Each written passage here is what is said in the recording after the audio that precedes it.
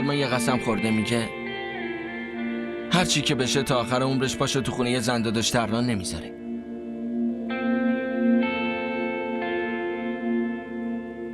آخه بیچاره ترسیده. البته حقم داره. زنمو هم میخواد کوثر شوهرش رو پاگوشا کنه، ولی خب به خاطر آبجی ترلان معلوم نیست چی بگه. راستش از اون روز به بعد کمال با داداش افسر حرف نمیزنه.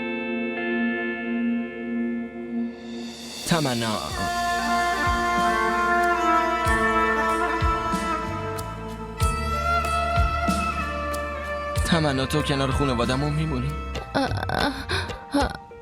انشالله.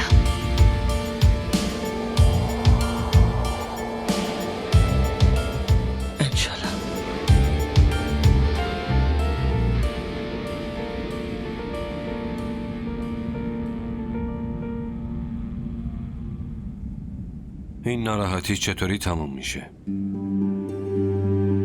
تا وقتی علتش هست تا اون موقع ناراحتی هم تمومی نداره. یه راهی باید باشه دیگه.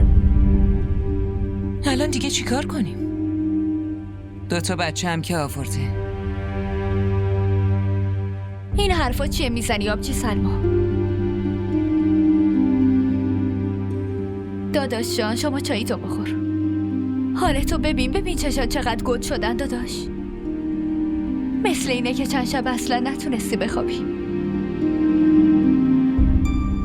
کار کاسبی چطوره؟ 6 ماهی که گذشته.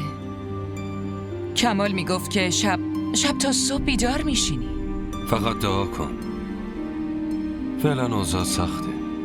بعدن همه چی درست میشه انشالله.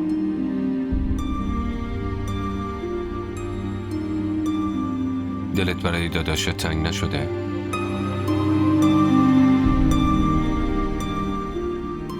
من که خیلی دلتنگتم. هر وقت بیدار میشم دوست دارم صداتو بشنوم. داداش چایی بیارم؟ خیلی دلم تنگ میشه داداش، اما با چه رویی بگم میخوام بیام خونه شما؟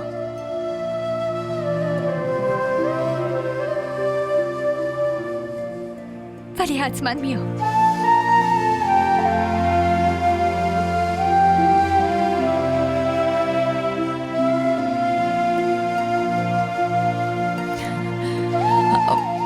چایتونو بخوری.